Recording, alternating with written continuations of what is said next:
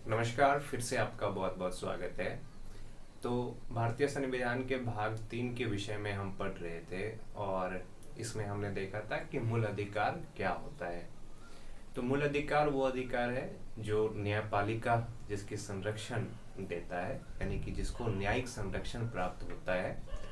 और इसको मूल अधिकार इसलिए भी कहा जाता है क्योंकि ये वो अधिकार है जो किसी व्यक्ति के भौतिक, मानसिक एवं जो उनका आर्थिक विकास के लिए बहुत ज़्यादा आवश्यक होता है। बिना इस अधिकार का किसी व्यक्ति के संपूर्ण विकास की कल्पना करना संभव नहीं है। अगर हम भारत के संविधान में जो मूल अधिकार लिया गया है, इनके स्रोत की बात करें तो अमेरिका के संविधान से लिया गया है। फिर हमने आर्टिकल 12 को पढ़ा क्योंकि जो भाग 3 है, भाग 3 में मूल अधिकार है और इनमें कुल मिलाकर के आर्टिकल 12 से लेकर के आर्टिकल 35 तक का संबंध मूल अधिकार से है। तो हमने आर्टिकल 12 में देखा कि आर्टिकल 12 में राज्य के विषय में बताया गया है, राज्य की परिभाषा क्या होगा भाग 3 के लिए। तो भाग 3 के लिए राज्य को परिभाषित किया गया है किसमें, आर्टिकल 12 में। आज हम देखते हैं आर्टिकल 13 में क्या कहा गया है, क्योंकि आर्टिकल 12 और आर्टिकल 13 का सीधा संबंध मूल अधिकार से नहीं है, किंतु भाग 3 के अंतर्गत होने के कारण मूल अधिकार के विषय में ये महत्व इनका हो जाता है। तो देखिए, जो आर्टिकल 13 है इसमें कहा गया है मूल अधिकार से असंगत तथा उनका अल्पीकरण करने वाली विधियां शून्य होगी।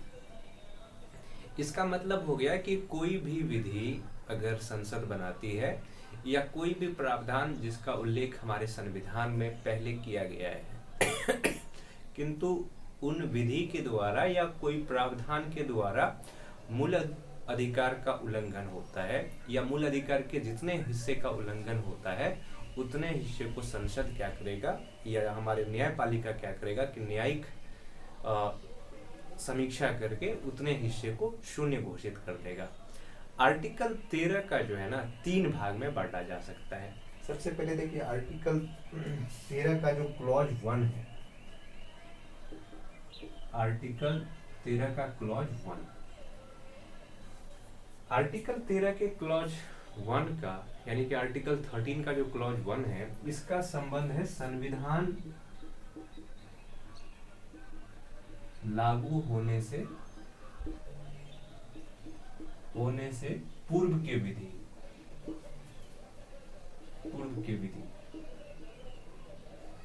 आर्टिकल 13 के क्लॉज 1 का जो संबंध है संविधान लागू होने से पूर्व के विधि से इनका संबंध है। देखिए क्या हो गया कि भारतीय संविधान 26 जनवरी 1950 ईस्वी को लागू हुआ, पर हमारे संविधान में बहुत सारे प्रावधान ऐसे हैं जो प्रावधान 26 जनवरी 1950 से पहले ही लागू था, क्योंकि भारत के संविधान बनाने की जो यात्रा है वो कुछ सालों में नहीं हुआ। भारतीय संविधान पर बहुत सारे जो ब्रिटिश काल में जो नियम थे, कानून थे, उनका प्रभाव देखने को मिलता है। और भारतीय संविधान के बहुत आधे से ज्यादा जो प्रावधान है वो 1935 के भारत शासन अधिनियम से लिया गया है। इसलिए राज्यों में बहुत सारा नियम पहले से ही लागू था जो संविधान में जिसकी चर्चा की गई है। तो इसलिए आर्टिकल 13 के क्लॉज 1 में इस बात को रखा गया है कि संविधान लागू होने से पहले के अगर कोई विधि के द्वारा मूल अधिकार का अल्पीकरण होता है तो पहले जो विधि लागू हुआ है उनके पूरे हिस्से को या जितने हिस्से के द्वारा मूल अधिकार का हनन होता है या अल्पीकरण होता है उतने हिस्से को क्या कर दिया जाएगा, शून्य घोषित कर दिया जाएगा। आर्टिकल 13 का जो क्लॉज 2 है, आर्टिकल 13 के जो क्लॉज 2 है, इसका संबंध है संविधान लागू होने के बाद के विधि से। संविधान लागू होने के बाद संसद के द्वारा बनाए गए विधि।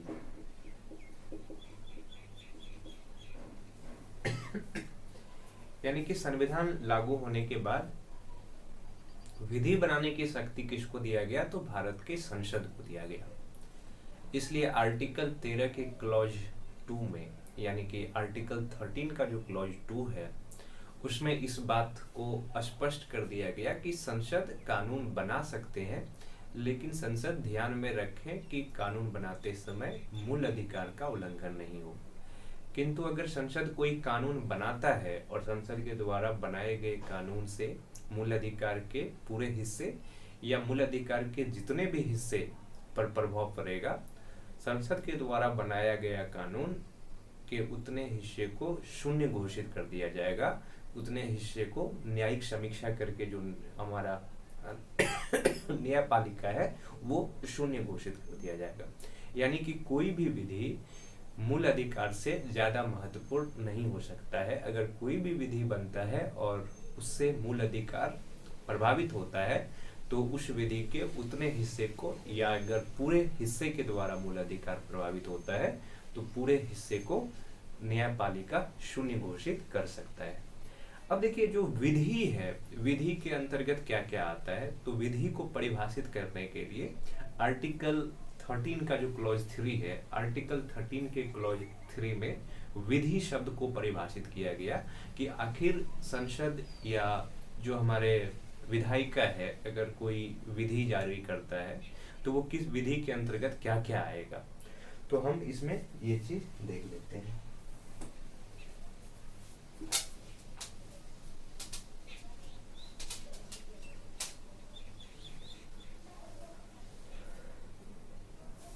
देखिए, आर्टिकल 13 के जो क्लॉज 3 है, आर्टिकल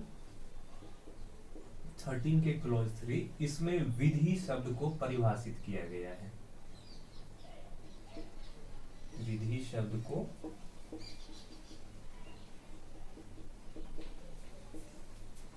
परिभाषित किया गया है, यानी कि आर्टिकल 13 के क्लॉज 3 में विधि के अंतर्गत क्या क्या आएगा, इस चीज को परिभाषित किया गया है। तो आर्टिकल 13 के क्लॉज 3 में बताया गया है कि विधि के अंतर्गत क्या क्या आएगा। तो पहला, भारत के संसद के द्वारा बनाया गया विधि।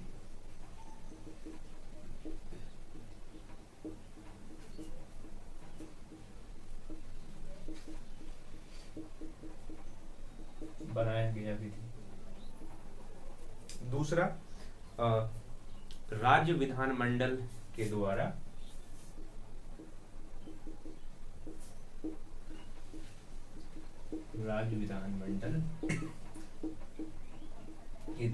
बनाया गया विधि। क्योंकि अगर हम संघीय व्यवस्था में देखें तो संघीय व्यवस्था में विधि बनाने की शक्ति भारत के संसद को है, जबकि हम प्रत्येक राज्य की बात करते हैं या जो हमारे 2 यूनियन टेरिटरी है, दिल्ली और पांडिचेरी, जहाँ पर भी विधान सभा है, वहाँ भी विधि बनाने की शक्ति किसको है, तो विधानमंडल को है। तो अगर ये दोनों विधानमंडल कोई विधि बनाता है और उस विधि के द्वारा मूल अधिकार प्रभावित होता है तो वो बनाया गया विधि क्या होगा, शून्य घोषित कर दिया जाएगा। उस विधि के पूरे हिस्से अगर मूल अधिकार को प्रभावित करता है तो पूरे हिस्से को, या विधि के द्वारा जितने हिस्से मूल अधिकार को प्रभावित करता है उतने हिस्से को क्या किया जाएगा, शून्य घोषित कर दिया जाएगा। दूसरा जो विधि के अंतर्गत आता है, राष्ट्रपति एवं राज्यपाल के द्वारा जारी अध्यादेश।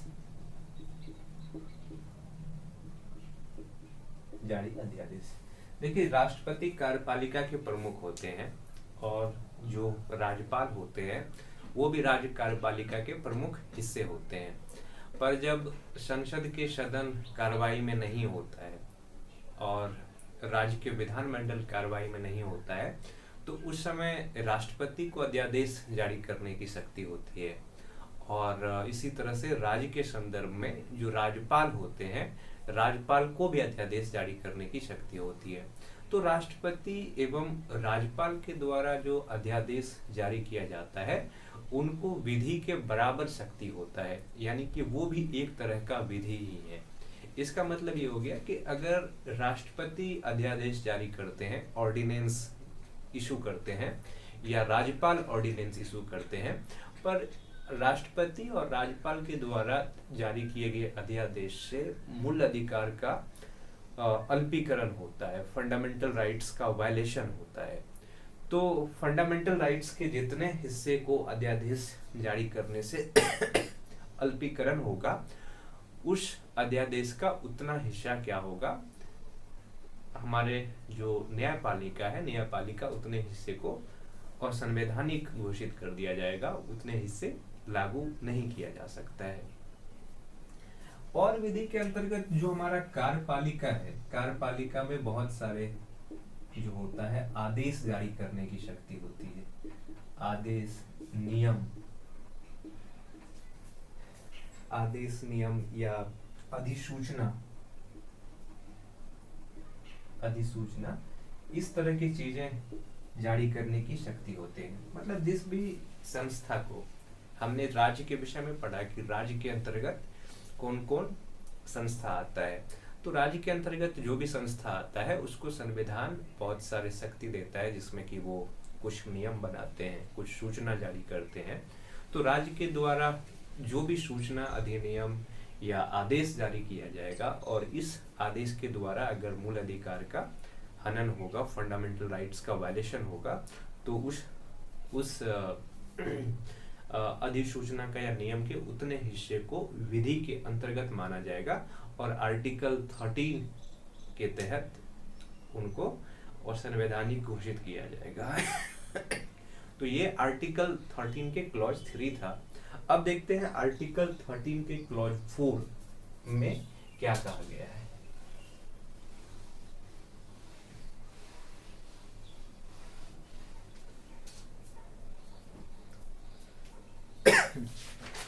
देखिए आर्टिकल 13 के क्लॉज 4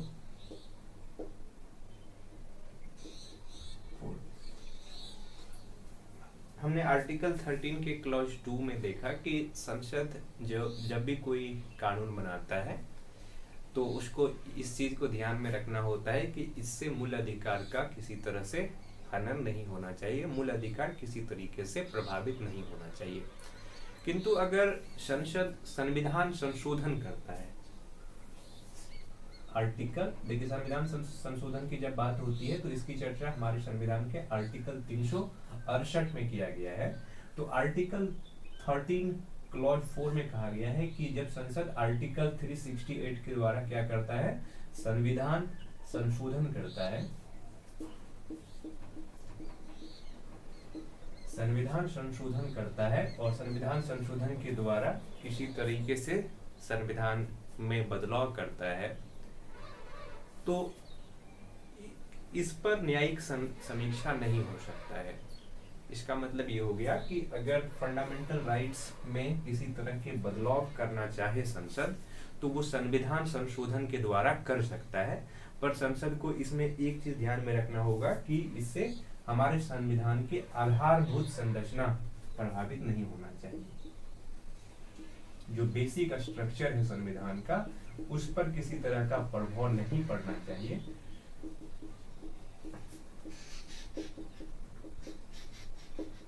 प्रभावित नहीं होना चाहिए।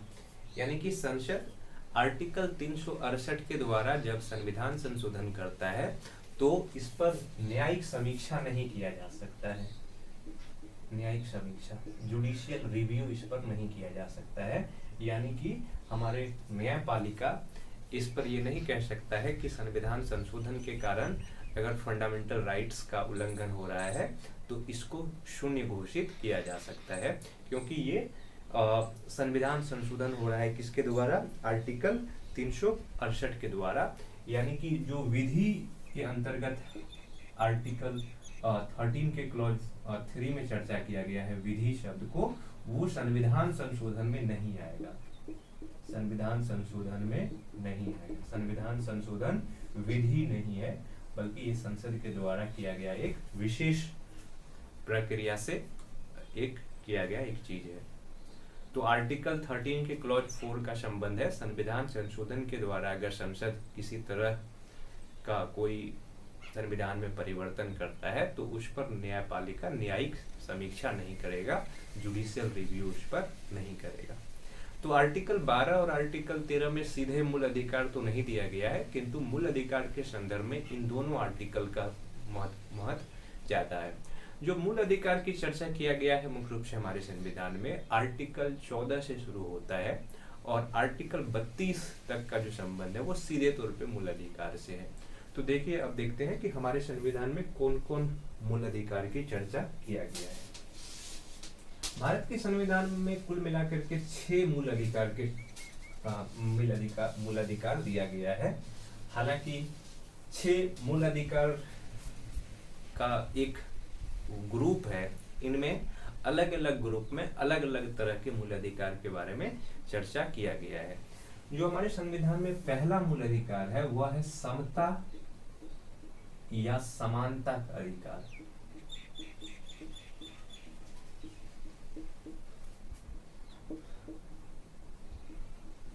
समता या समानता का अधिकार, right to equality.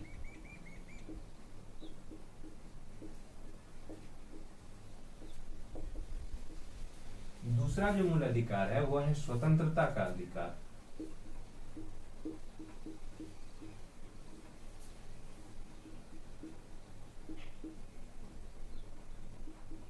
Right to freedom.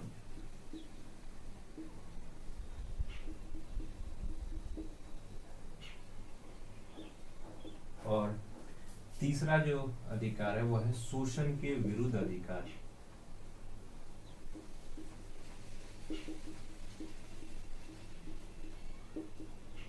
Right against to exploitation. और चौथा अधिकार है धार्मिक स्वतंत्रता का अधिकार। धार्मिक स्वतंत्रता का अधिकार,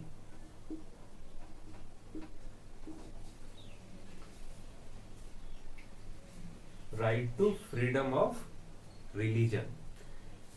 जो पांचवा अधिकार है वह है संस्कृति एवं शिक्षा का अधिकार।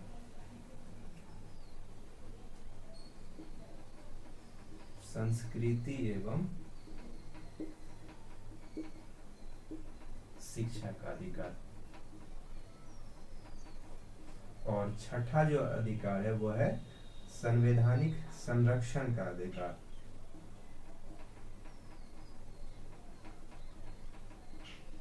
संवैधानिक संरक्षण का अधिकार। तो हमारे संविधान में कुल मिलाकर के 6 मूल अधिकार का चर्चा किया गया है। पहला समता का अधिकार या समानता का अधिकार, राइट टू इक्वलिटी। दूसरा स्वतंत्रता का अधिकार, राइट टू फ्रीडम। तीसरा शोषण के विरुद्ध अधिकार, राइट अगेंस्ट टू एक्सप्लॉयटेशन। और चौथा धार्मिक स्वतंत्रता का अधिकार, राइट टू रिलीजियस फ्रीडम। और पांचवा अधिकार है संस्कृति एवं शिक्षा से संबंधित अधिकार, right to cultural and educational rights. और जो पांचवा अधिकार है वो है संवैधानिक संरक्षण का अधिकार या संवैधानिक उपचार का अधिकार, राइट टू कॉन्स्टिट्यूशनल रेमेडीज। कुल मिलाकर के 6 मूल अधिकार के भारतीय संविधान में चर्चा किया गया है। इनमें से जो समता का अधिकार है, राइट टू इक्वलिटी है, ये पहला जो अधिकार है राइट टू इक्वलिटी, ये आर्टिकल 14 से शुरू होता है और आर्टिकल 18 तक का जो संबंध है वह किससे है? समता का अधिकार। समता का अधिकार, राइट टू इक्वलिटी।